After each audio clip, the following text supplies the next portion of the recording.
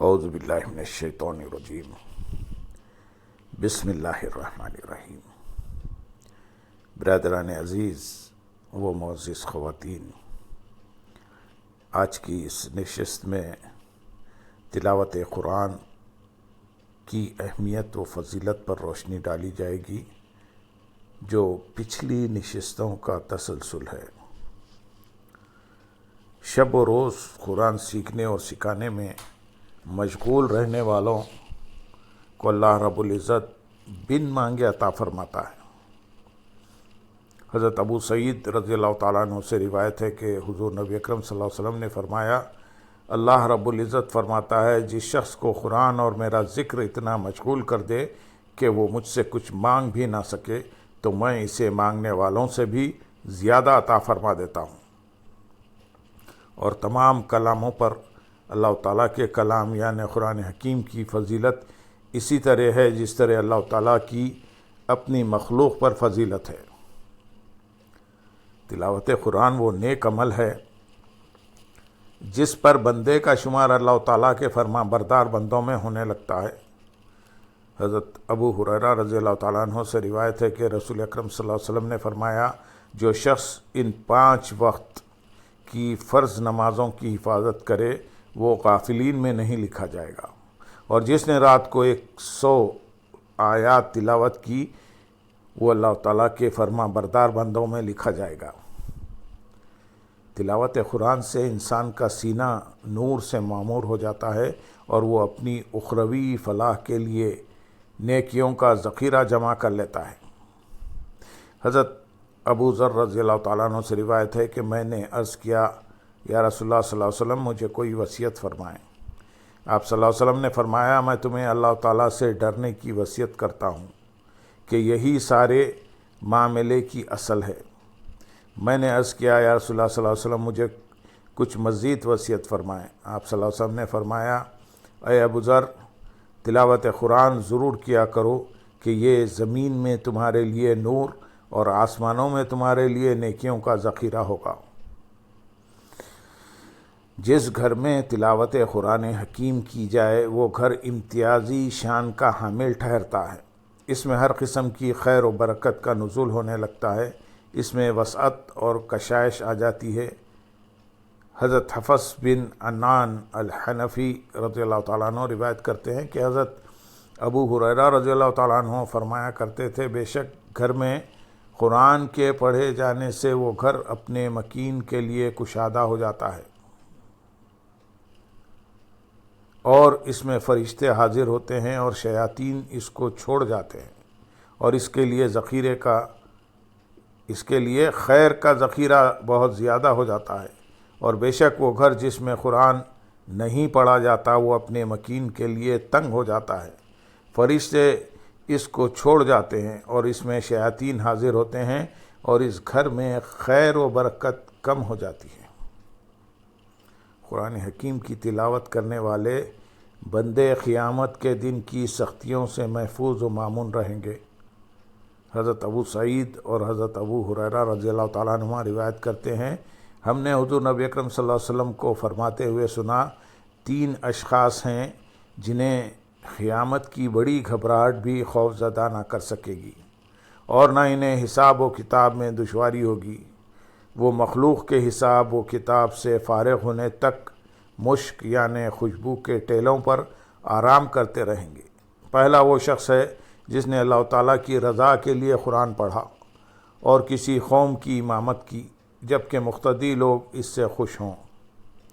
دوسرا وہ جو صرف رضا الہی کی خاطر لوگوں کو 5 وقت کی نمازوں کی دعوت دیتا ہو۔ اور تیسرا وہ غلام ہیں جو اپنے پروردگار کے معاملات بھی درست رکھے یعنی عبادت کرتا رہے اور اپنے آقا کے کام بھی خوش اسلوبی سے انجام دے۔ حضرت قاضی فضیل بن ایاز علیہ الرحمہ فرماتے ہیں، قرآن حکیم کے حافظ اور عالم کو چاہیے کہ وہ کسی کے سامنے حاجت پیش نہ کرے، نہ حکمرانوں کے سامنے اور نہ ان سے کم درجے کے لوگوں کے سامنے، بلکہ لوگوں کو اس کا حاجت مند ہونا چاہیے۔ انہوں نے یہ بھی فرمایا کہ قرآن حکیم کا حافظ و عامل اور عالم اسلام کا جھنڈا اٹھانے والا ہے، لہذا اسے لہو و لعب میں مشغول ہونے والے کے ساتھ مشغول نہیں ہونا چاہیے، نہ وہ بھولنے والوں کے ساتھ اور نہ فضول کام والوں کے ساتھ شامل ہو، یعنی قرآن حکیم کی تعظیم کا حق ادا کرتے ہوئے اسے ان لوگوں سے اجتناب کرنا چاہیے۔ حضرت سلیمان درانی علیہ رحمہ فرماتے ہیں، اگر میں ایک آیت پڑھوں اور 4 رات اس میں رہوں، 5 رات ذکر کرتا رہوں، اور جب تک میں فکر کو منقطع نہ کروں اس سے آگے نہ بڑھ سکوں۔ ایک اور مقام پر حضرت ابو سلیمان درانی علیہ رحمہ فرماتے ہیں، قرآن حکیم کے وہ حامل جو قرآن حکیم پڑھنے کے بعد اللہ تعالیٰ کی نافرمانی کرتے ہیں، دوزخ کے فرشتے بت پرستوں کی نسبت ان کو جلدی پکڑیں گے۔ حضرت ثابت بنانی علیہ رحمہ نے فرمایا، میں نے 20 برس تک قرآن میں مشقت اٹھائی اور 20 برس تک اس کی حلاوت پائی۔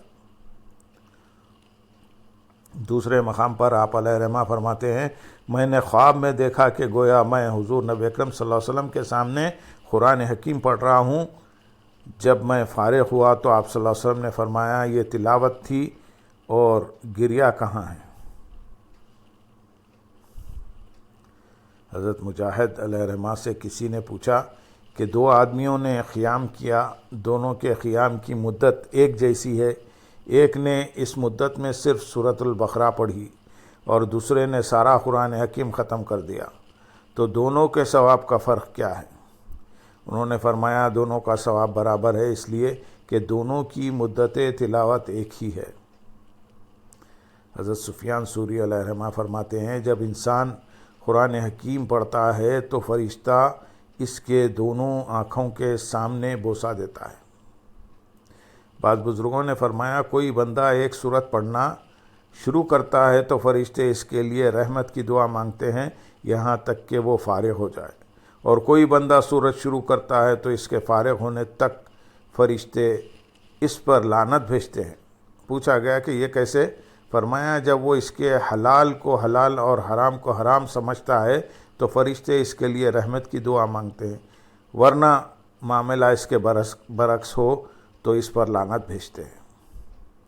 ایک بزرگ کے بارے میں منقول ہے کہ وہ 6 ماہ تک سورۃ ہود کی بار بار تلاوت کرتے رہے اور اس میں غور و فکر سے فارغ نہ ہوئے۔ حضرت محمد بن کعب خرزی علیہ رحمہ فرماتے ہیں، جس تک قرآن حکیم پہنچ گیا گویا اس سے اللہ تعالیٰ نے کلام کیا۔ جب کوئی شخص اس بات پر قادر ہو جائے تو اسے چاہیے قرآن حکیم پڑھنے ہی کو اپنا عمل قرار نہ دے، بلکہ اس طرح پڑھے جس طرح کوئی غلام اپنے مالک کے خط کو پڑھتا ہے، تاکہ جو اس نے اس کو لکھا ہے وہ اس میں غور و فکر کر کے اس کے مطابق عمل کرے۔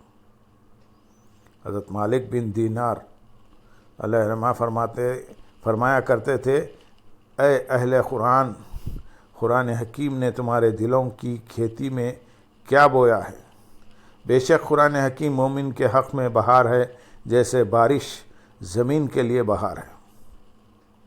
حضرت حسن بصری علیہ رحمہ فرماتے ہیں، اللہ کی قسم، کوئی بندہ جو تلاوت کلام کے ساتھ صبح نہیں کرتا کہ اس کا غم زیادہ اور خوشی کم ہو جاتی ہے، اس کا رونا زیادہ اور ہنسنا کم ہو جاتا ہے، اس کی تھکاوٹ اور مشغولیت زیادہ اور راحت اور فراغت کم ہو جاتی ہے۔ حضرت یوسف بن اسبات رحمۃ اللہ علیہ نے فرمایا، میں قرآن حکیم پڑھنے کا ارادہ کرتا ہوں، لیکن جب اس کے مضامین کو پڑھتا ہوں تو عذاب سے ڈر کر تسبیح و استغفار میں مشغول ہو جاتا ہوں۔ ایک مرتبہ امام جعفر رضی اللہ تعالیٰ عنہ پر نماز میں ایسی حالت طاری ہوئی کہ وہ بے ہوش ہو کر گر پڑے۔ جب افاقہ ہوا تو حاضرین نے اس سلسلے میں سوال کیا تو انہوں نے فرمایا، میں ایک آیت کو بار بار اپنے دل میں پڑھتا رہا، حتیٰ کہ میں نے اسے متکلم یعنی اللہ تعالیٰ سے سنا تو میرا جسم اس کی قدرت کا معائنہ کرنے کا متحمل نہ ہو سکا۔ ہر آیت کو سمجھ کر پڑھنا چاہیے، اس لیے کہ قرآن حکیم اللہ تعالیٰ کی صفات، اس کے افعال، انبیاء علیہ السلام کے واقعات و قصص، ان کی تکذیب کرنے والوں کی مذمت اور ان کی ہلاکت و تباہی اور جنت و دوزخ کے ذکر پر مشتمل ہے۔ اس طرح سمجھ کر پڑھنے سے ایمان و عمل میں استحکام پیدا ہوتا ہے۔ امام سیوطی علیہ رحمہ اپنی کتاب شرح الصدور میں تلاوت قرآن سے ایسا ثواب کے متعلق بعض اقوال نقل کرتے ہیں۔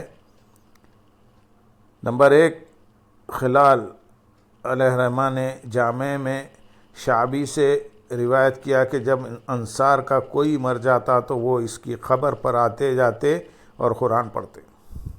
نمبر 2، ابو محمد سمرقندی علیہ رحمہ نے سورۃ الاخلاص کے فضائل کے باب میں ذکر کیا کہ جس نے قبرستان سے گزرتے ہوئے 11 مرتبہ سورہ اخلاص پڑھی اور اس کا ثواب مردوں کو بخش دیا تو مردوں کی تعداد کے مطابق اسے اجر ملے گا۔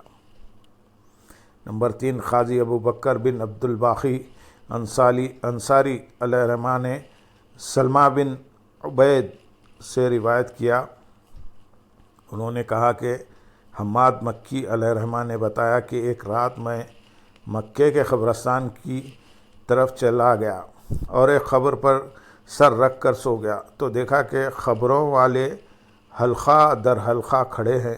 میں نے ان سے دریافت کیا کہ کیا قیامت قائم ہو گئی؟ انہوں نے کہا کہ نہیں، لیکن ہمارے ایک بھائی نے سورہ اخلاص پڑھ کر ہم کو ثواب پہنچایا تو وہ ثواب ہم 1 سال سے تقسیم کر رہے ہیں۔ اللہم صلی علی سیدنا محمد وعلی آل سیدنا محمد وبارک وسلم۔ اور نمبر 4، ابو الحسن بن برا علیہ رحمہ نے روایت کیا، ابراہیم گورکھن نے مجھے اطلاع دی کہ مجھے قبر کھودتے وقت ایک اینٹ ملی۔ جب میں نے اسے سونگھا تو اس میں مشک کی خوشبو آ رہی تھی۔ جب میں نے قبر کے اندر دیکھا تو ایک بوڑھا بیٹھا قرآن پڑھ رہا تھا۔ ابن رجب علیہ رحمہ نے اپنی سند سے بیان کیا، ابو الحسن سامری جو ایک متقی آدمی تھے وہ اور سامرا کے خطیب تھے، انہوں نے سامرا کے قبرستان میں ایک خبر دکھاتے ہوئے کہا کہ ہم یہاں سے مسلسل سورۃ تبارک اور ملک پڑھنے کی آواز سن رہے ہیں۔ نمبر 6، حافظ ابو بکر خطیب علیہ رحمہ نے اپنی سند سے روایت کیا کہ عیسیٰ بن محمد علیہ رحمہ نے کہا، میں نے ایک روز ابو بکر بن مجاہد علیہ رحمہ کو خواب میں دیکھا کہ وہ پڑھ رہے ہیں۔ میں نے کہا کہ آپ تو مردہ ہیں، کیسے پڑھ رہے ہیں؟ تو انہوں نے کہا کہ میں ہر نماز کے بعد اور ختم قرآن کے بعد دعا کرتا تھا کہ الہی تو مجھے قبر میں تلاوت قرآن کی توفیق عطا فرمانا، اس لیے یہ پڑھتا ہوں۔ نمبر 7، خلال علیہ رحمہ نے حضرت ابن عباس رضی اللہ تعالیٰ عنہ کا قول نقل کیا، وہ فرماتے ہیں کہ مومن کو قبر میں ایک مصحف دیا جاتا ہے جسے وہ پڑھتا ہے۔ نمبر 8، حافظ ابو العلا حمدانی علیہ رحمہ کو ان کی وفات کے بعد کسی نے ایک ایسے شہر میں دیکھا کہ جس کے در و دیوار سب کتابوں کے بنے ہوئے ہیں۔ ان سے اس کا سبب پوچھا گیا تو وہ کہنے لگے، میں نے اللہ تعالیٰ سے دعا کی تھی کہ جس طرح میں دنیا میں علم میں مصروف ہوں اسی طرح آخرت میں بھی مصروف رکھنا، تو اب یہ مصروفیت یہاں بھی مجھ کو مل گئی۔ نمبر 9، ابن ابی الدنیا علیہ رحمہ نے یزید رقاشی علیہ رحمہ سے روایت کیا، وہ فرماتے ہیں کہ جب مومن انتقال کر جاتا ہے اور قرآن کا کچھ حصہ پڑھنے سے باقی رہ جاتا ہے تو اللہ تعالیٰ اس پر فرشتے مقرر فرما دیتے ہیں کہ وہ قیامت تک قرآن یاد کرائیں تاکہ وہ قیامت کے دن ماں اپنے اہل و عیال کے اٹھے۔ نمبر 10، ابن مندہ علیہ رحمہ نے عاصم سخطی علیہ رحمہ سے روایت کیا، وہ فرماتے ہیں کہ ہم نے بلخ میں ایک خبر کھودی تو اس میں ایک سوراخ تھا، اس میں سے جب دیکھا تو ایک شیخ جو سبزے سے ڈھکا ہوا تھا تلاوت قرآن میں مصروف تھا۔ ابن مندہ علیہ الرحمٰن نے ابو نضر علیہ الرحمٰن نشاپوری سے روایت کیا ہے، جو ایک متقی گورکن تھے۔ میں نے ایک خبر کھو دی، لیکن اس میں دوسری خبر کی طرف راستہ نکل آیا تو میں نے دیکھا کہ حسین و جمیل عمدہ کپڑے اور بہترین خوشبو والا جوان اس میں پالتی مارے بیٹھا ہے اور قرآن پڑھ رہا ہے۔ نوجوان نے میری طرف دیکھ کر کہا، کیا قیامت برپا ہو گئی؟ میں نے کہا کہ نہیں، تو اس نے کہا کہ جہاں سے مٹی ہٹائی تھی وہیں رکھ دو، تو میں نے مٹی وہیں رکھ دی۔ اللہم صلی علی سیدنا محمد وعلی آل سیدنا محمد وبارک وسلم۔ اے باری تعالیٰ تمام مسلمانوں کو تلاوت قرآن کی توفیق عطا فرمائیں اور اس میں غور و فکر کرنے کی بھی توفیق عطا فرمائیں۔ اس کی برکات سے تمام مسلمانوں کو مستفید ہونے کی توفیق عطا فرمائیں۔ وآخر دعوانا الحمدللہ رب العالمین۔